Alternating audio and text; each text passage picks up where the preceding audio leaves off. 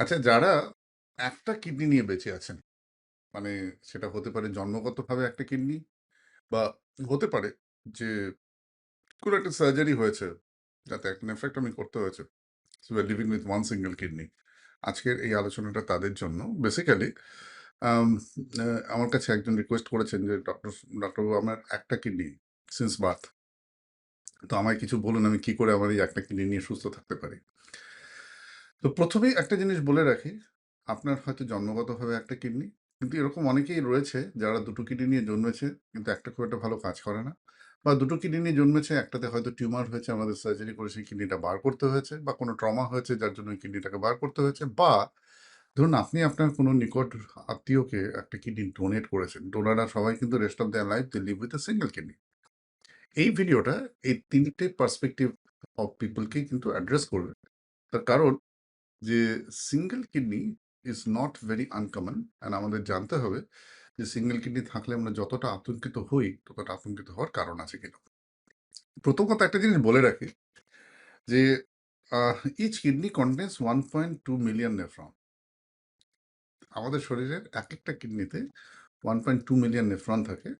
So দুটো kidney মিলিয়ে হয়তো আমাদের 2.4 মিলিয়ন নেফ্রন্স। অনেস্টলি যদি মানে ১ লক্ষ নেফ্রন ঠিকঠাক কাজ করে তাহলে একটা মানুষের সারা জীবন কোনো প্রবলেম হয় না। তো আপনি একটা জিনিস মনে রাখবেন যে ২ টো kidney God has given to us as a buffer, as a enough surplus for enjoy your life for a healthy condition. সুতরাং single kidney is absolutely enough if it is healthy. And if we do not make our lifestyle, do not make our day to day habits, do not make our রোজকার দিন কেমন এমন যাতে না করি যাতে কিডনির উপর ইনসাল্ট হচ্ছে, তাহলে single kidney is enough for live at least 100 years of life. সুতরাং আমার একটা কিডনি আমার কি হবে, এই চিন্তাটা প্রথম মাথা থেকে মুছে ফেলুন। যদি কিডনি হেলদি থাকে, single kidney is enough to live 100 years of life. সেটা নিয়ে কোনো সন্দেহ নেই।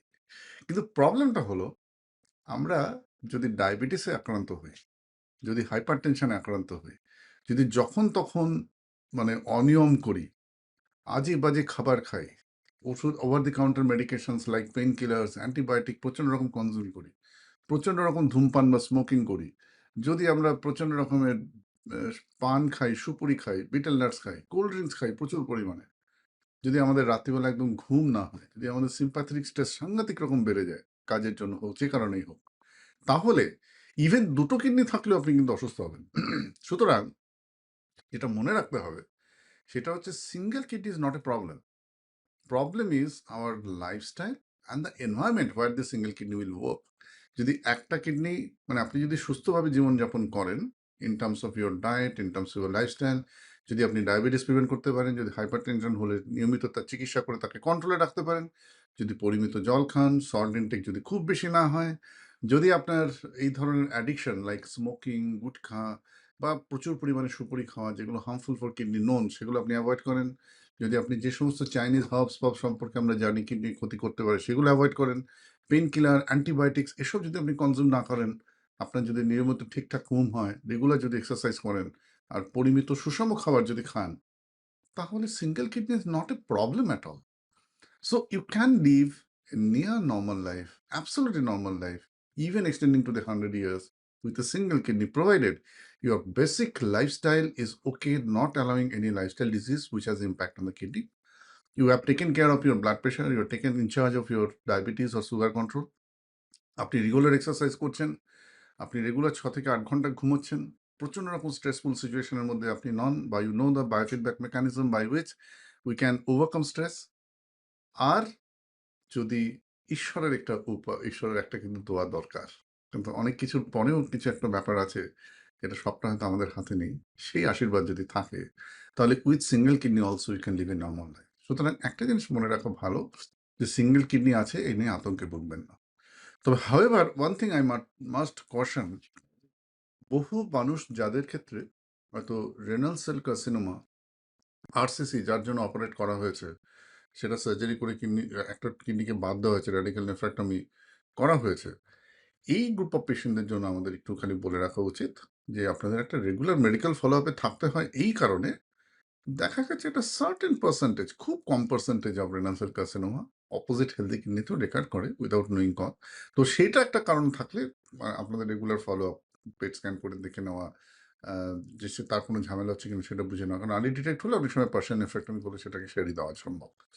তো একটা কিডনি যারা জন্মগতভাবে জন্মেছেন ভয়ের কিছু নেই। যাদের ক্ষেত্রে কোনো ইনফেকশন, পাইলোনেফ্রাইটিস, স্টোন ডিসঅর্ডারস তার জন্য অপারেশন হয়েছে তাদেরও ভয়ের কিছু নেই। যারা কিডনি ডোনেট করেছেন, ডোনেশনের আগে তো আমরা কিডনির স্বাস্থ্য চেক করেই নিই। সুতরাং হোপফুলি তাদের কিডনির ফাংশন ভালো আছে, তাই ডোনেশনের জন্য আপনি অ্যাকসেপ্টেড রয়েছেন। তাদেরও চিন্তার কিছু নেই। Lifestyle, diabetes prevention, hypertension prevention, adequate fluid intake, adequate salt intake, avoidance of the smoking, alcohol, পান, গুটখা এগুলোকে অ্যাভয়েড করা, রেগুলার এক্সারসাইজ করা, আর যদি ভালো করে আমরা ঘুমোতে পারি 4 থেকে 6 ঘন্টা, সিম্প্যাথেটিক স্ট্রেস যদি কম থাকে আর ঈশ্বরের যদি একটু আশীর্বাদ থাকে, তাহলে একটা সিঙ্গেল কিডনি নিয়ে we can live absolutely normal healthy life. ভালো থাকুন, সুস্থ থাকুন। যদি আরো কোনো প্রশ্ন থেকে থাকে আপনার মনে, don't forget two or don't hesitate to ask this question to me. আমাদের নিচে একটা ফর্ম দেওয়া আছে, সেই ফর্মটা ফিল আপ করে আপনার প্রশ্ন জিজ্ঞাসা করুন। আর don't forget to join doctor Pratim's academy, যেখানে আমরা কিডনি স্বাস্থ্য সম্পর্কে বহুবিধ নানান বিষয় নিয়ে আলোচনা করে থাকি। নমস্কার।